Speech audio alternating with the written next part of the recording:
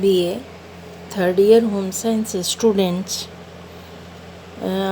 हम लोग online class में जो एनर्जी का चैप्टर पढ़ रहे हैं कि फैक्टर्स कौन कौन से होते हैं जो ऊर्जा की मांग या ऊर्जा की आवश्यकता को प्रभावित करते हैं।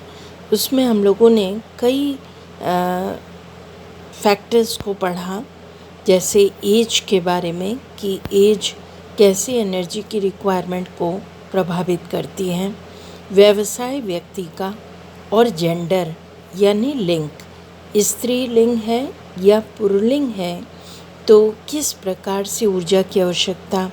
इसके बाद मैंने आपको कुछ पॉइंट्स और बताए थे, जैसे क्लाइमेट एंड एटमॉस्फेयर, और अंडर जो इलनेस की कंडीशन होती है वो। तो ये सारे पॉइंट्स मैं आपको समझा चुकी हूँ। अब आज ये बताने जा रही हूँ, पेज नंबर देखो 43, आप सब खोल लो हैं। पेज नंबर 43 पे पॉइंट है 6 कि कुछ विशेष अवस्थाएं होती हैं। मैंने आपको ये दोनों विशेष अवस्थाएं पढ़ाई हैं, एक तो गर्भावस्था और दूसरी होती है दुग्धपान की अवस्था। तो कुछ विशेष अवस्थाओं में, जैसे गर्भावस्था में गर्भिणी को अपने अतिरिक्त जो उनका गर्भस्थ शिशु उसके गर्भ में पल रहा होता है, उसके वृद्धि एवं विकास के लिए, उसके पूरी तरह भ्रूण के विकास के लिए अतिरिक्त मात्रा में कैलोरी उसके शरीर से व्यय होती है। और जब कैलोरी व्यय होती है तो उसे इस अवस्था में ज़्यादा कैलोरी की आवश्यकता होती है। इसी तरह जब माँ बच्चे को अपना दूध पिलाती है, दुग्धपान की अवस्था में बच्चे का पालन पोषण माँ के दूध के द्वारा ही होता है, और माँ के दूध जब पीता है बच्चा तो उस दूध का उत्पादन माँ के शरीर में ही होता है, और दूध के उत्पादन में ऊर्जा व्यय होती है। तो जब दूध के उत्पादन में ऊर्जा व्यय होती है तो माँ को अतिरिक्त ऊर्जा ग्रहण करने की आवश्यकता इस अवस्था में होती है। यानी एक स्त्री की दो मुख्य विशेष अवस्थाएं हैं, एक तो गर्भावस्था और दूसरी दुग्धपान की अवस्था। जब एक औरत को अतिरिक्त मात्रा में शरीर से ऊर्जा का व्यय करना पड़ता है तो ऊर्जा की मांग उनके शरीर में बढ़ जाती है। तो दोनों ही अवस्थाओं में 200 से 500 कैलोरी प्रतिदिन अतिरिक्त मात्रा में लेने की आवश्यकता होती है। अब उपर्युक्त ये जो दोनों ही अवस्थाएं हैं, इसके अतिरिक्त शरीर में जो हमारे आंतरिक अंग हैं वो अंग हर समय क्रियाशील रहते हैं। मैंने आपको कहा कि वो अनाक्षिक क्रियाएं होती हैं और लगातार होती हैं। जैसे हमारा हृदय माँ के गर्भ में ही बन गया और तब से धड़क रहा है, जब से हम माँ के गर्भ में 1 महीने के थे, तो हृदय, और ये तब तक धड़कता रहेगा जब तक हम जीवित रहेंगे। जैसे इसकी धड़कन बंद हो जाएगी यानी हमारी श्वास गति खत्म हो जाएगी और हमारी मृत्यु हो जाएगी। तो जैसे हृदय की धड़कन है, श्वास की गति है, श्वास का चलना है, ऑक्सीजन का अंदर जाना है, कार्बन डाइऑक्साइड का बाहर निकलना है, मांसपेशियों का संकुचित होना है और विमोचित होना है, भोजन का पाचन व अवशोषण होना है, विभिन्न पोषक तत्वों का मेटाबॉलिज्म भी, ये सारे ऐसे कार्य हैं जो शरीर में निरंतर होते रहते हैं, जिनके लिए कैलोरी की आवश्यकता शरीर को होती है। एक शरीर को स्वस्थ व कार्यशील बनाए रखने के लिए ऊर्जा की आवश्यकता ज़रूरी है। ये बात मैं शुरू से ही कह रही हूँ। शरीर को स्वस्थ और कार्यशील बनाए रखने के लिए भोजन में ऐसे तत्वों की मात्रा लेते रहना चाहिए जिससे कि ज़्यादा से ज़्यादा ऊर्जा प्राप्त हो सके और शरीर कमज़ोरी महसूस बिल्कुल ना करे। नेक्स्ट इम्पॉर्टेंट पॉइंट है 7वां पॉइंट, वह है क्रियाशीलता। देखिए स्टूडेंट, आपको दिखाई दे रहा है कि नहीं, क्रियाशीलता। सामान्यतः व्यक्तियों में 3 प्रकार की क्रियाशीलता पाई जाती है। क्रियाशीलता मतलब काम करने का जो तरीका है उसको कहते हैं। तो ये मैं आपको पहले ही बता चुकी हूँ।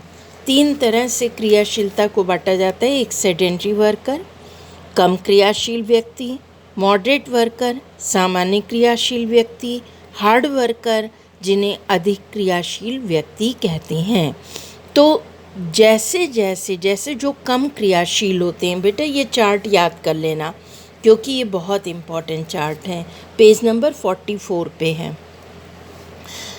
कम क्रियाशील जो पुरुष होते हैं उनको केवल 2400 किलो कैलोरी ऊर्जा प्रतिदिन लेना चाहिए और स्त्रियों को 2100 किलो कैलोरी प्रतिदिन।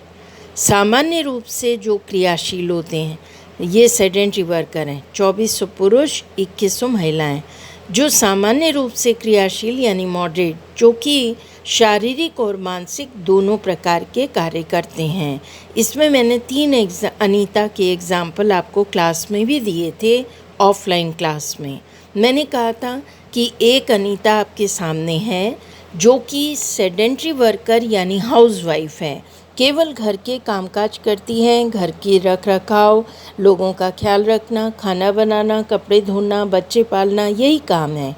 लेकिन एक वो अनीता है जो घर के कार्यों को करने के बाद भी वो एक कॉलेज में प्रोफेसर है, तो उसे मानसिक रूप से भी कार्य करने पड़ रहे हैं।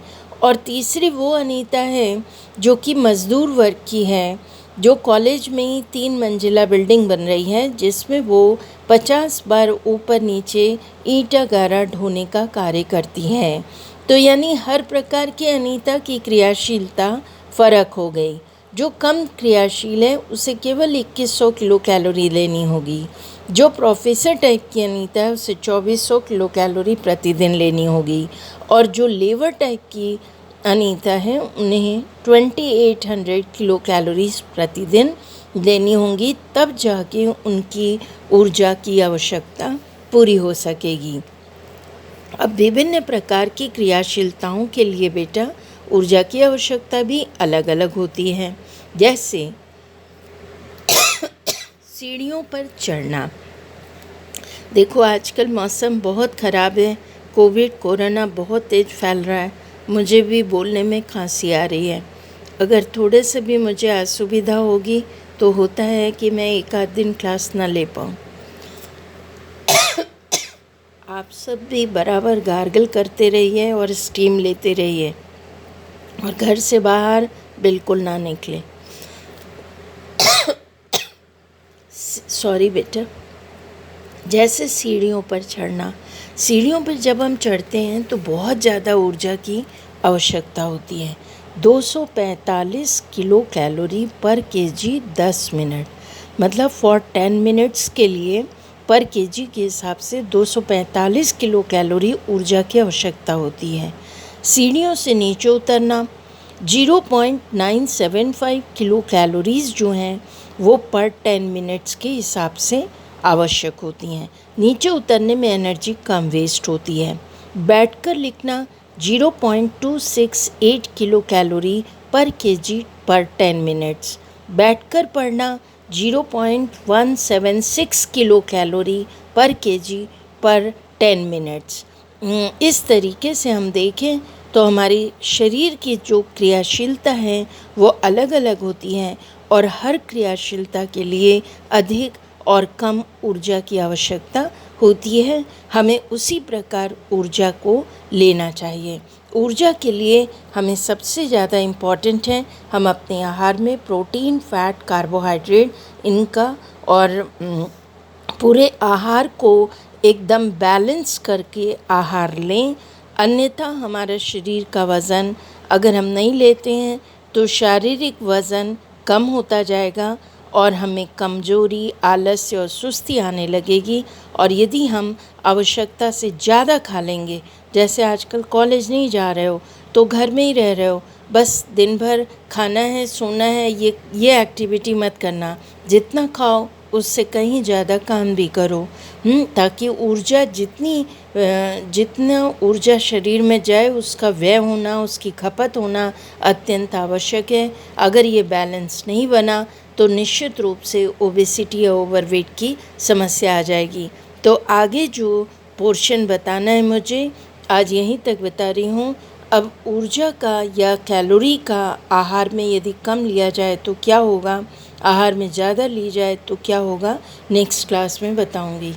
अगर आपका कोई क्वेरी हो, कोई क्वेश्चन हो तो आप पूछ सकते हैं। और बेटा आप सब मिलकर अपने हेल्थ का ध्यान रखें। इस समय कोरोना बहुत तेज़ी से फैल रहा है।